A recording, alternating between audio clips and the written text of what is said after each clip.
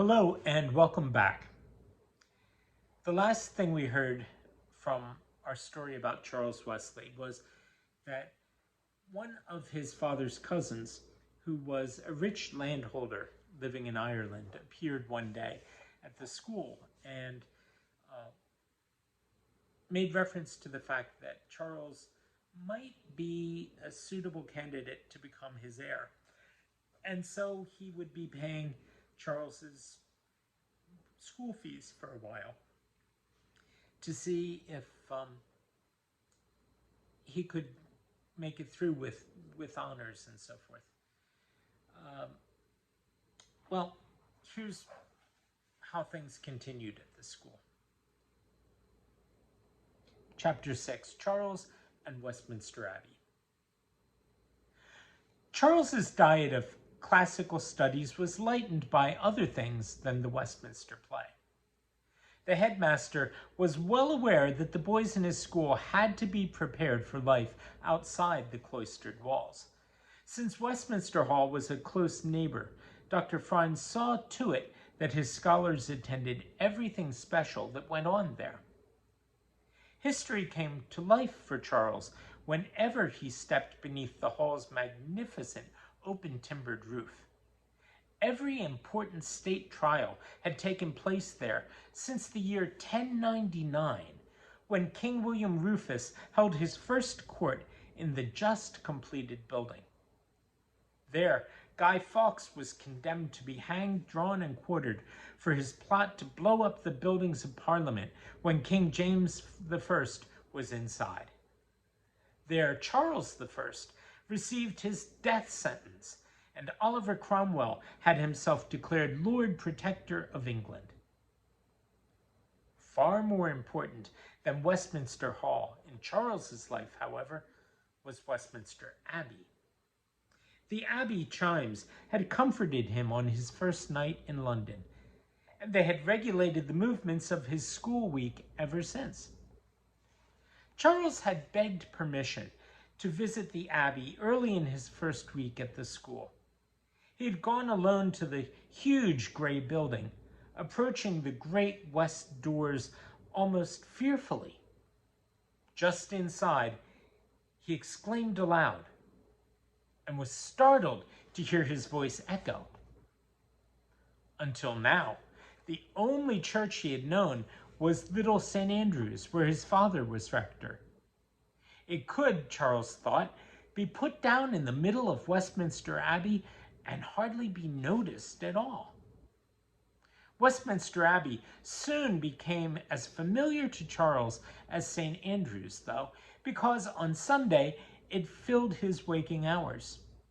The whole school attended matins, the service of public morning prayer, and evensong, the service of evening prayer as well. The interval between the services was spent by the boys in translating into Latin the English sermon that they had just heard. The little boys were allowed to put it into Latin prose, but the older ones were expected to transform it into Latin verse. Charles much preferred this exercise in versification. It was the kind of thing his father had delighted in having him do. Samuel Wesley was determined to transform the Holy Scriptures not only into Latin, but into Hebrew verse. The time of evensong was Charles's favorite hour of the week. The whole school marched in silent processional down the great center aisle toward the high altar. Each of the boys carried his own candle. The flames flickered, casting their moving light on the huge pillars which soared up into the darkness. Then, when all the boys were kneeling, an anthem would rise from the shadowy recesses of the choir stall. Charles never heard the choristers without a catch in his throat, for it seemed to him that angels were singing. Someday, he told himself over and over, someday perhaps I shall write a song good enough for the Westminster choir to sing. Charles soon found out that Westminster Abbey was much more than just a church where services were held. From William the Conqueror onward, every British sovereign had been crowned in the Abbey except Edward V.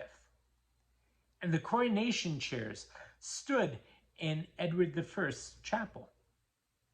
There, boys like Charles could see and touch them.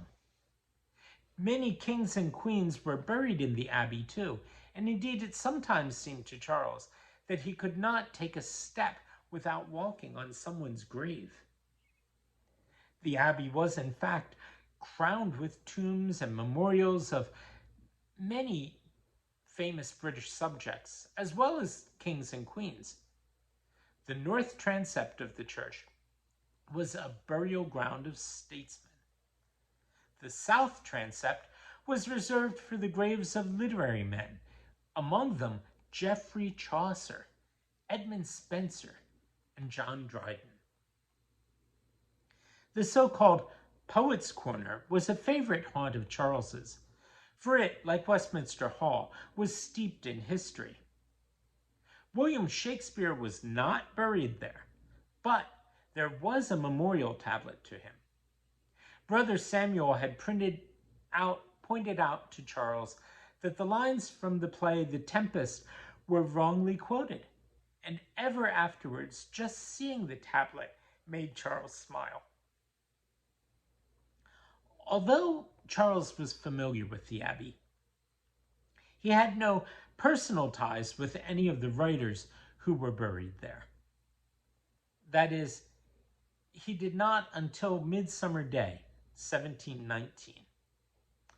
At midnight, Joseph Addison, whom Charles had often met and talked with in Dr. Fry's rooms, was laid to rest in Henry VII's chapel.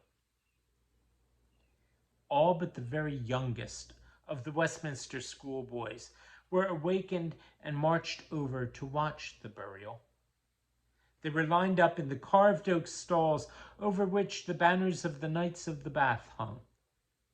The banners moved gently in the drafty room, sending an occasional musty odor downwards. Ever afterwards, when Charles smelled such an odor, he thought of this midnight ceremony in the Abbey and shivered. The king's scholars stood around the open grave with tapers in their hands, parting ranks only when the pallbearers slid the body of the great essayist into his final resting place. The dean of the Abbey intoned the burial service, and the people who crowded the chapel joined him in prayers for the soul of the dead man. When the ritual was over, Charles walked out of the Abbey as if he were in a dream. All over the city of London, the bells were tolling for Joseph Addison. The air rang with the sound of little bells and big bells, deep tones and high tones over them all. Charles could hear, as he had the night he arrived in London, the mighty roll of the bells of St. Paul's. Apart from the book, as I'm reading that, I'm realizing the date that I'm recording this is exactly 302 years later to the day, for what it's worth. I'll continue.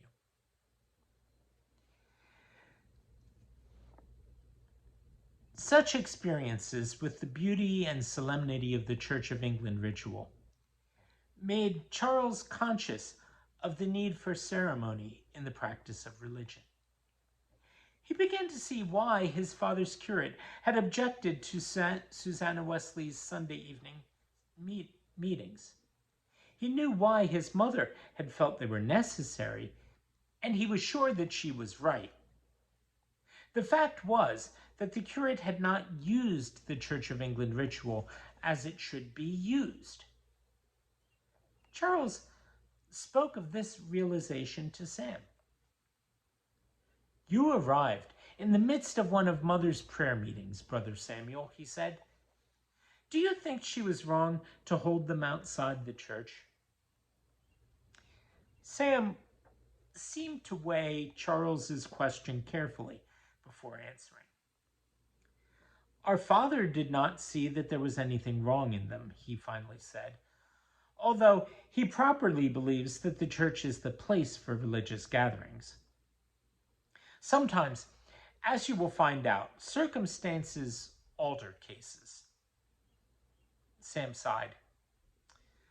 Unfortunately, many clergymen of the Church of England share our Epworth curate's fault, Charles. They're making organized church services so dull that they're driving people away from them. Charles felt a sense of shock. The thought of the immense lift of the spirit he received whenever he attended a service in the Abbey, and was sad that everyone in England could not share such an experience. But that's not right, he cried. Charles's blue eyes were shining with the fervor of his belief. He had pushed a hand through his blonde hair, and a lock of it stood upright. Sam smiled and reached out to smooth the unruly strands back into place. Of course it's not right, Sam said gently. Brother Charles, I love the Church of England with all my heart and soul. I'm doing what I can to influence those around me to love it too. Those words of his brother stayed with Charles, recurring to him at odd times during the day, always bringing with them a surge of affection for the man who had spoken them. Samuel stood indeed in place of mother and father for Charles now, and Charles wanted nothing so much as to make Samuel proud of him.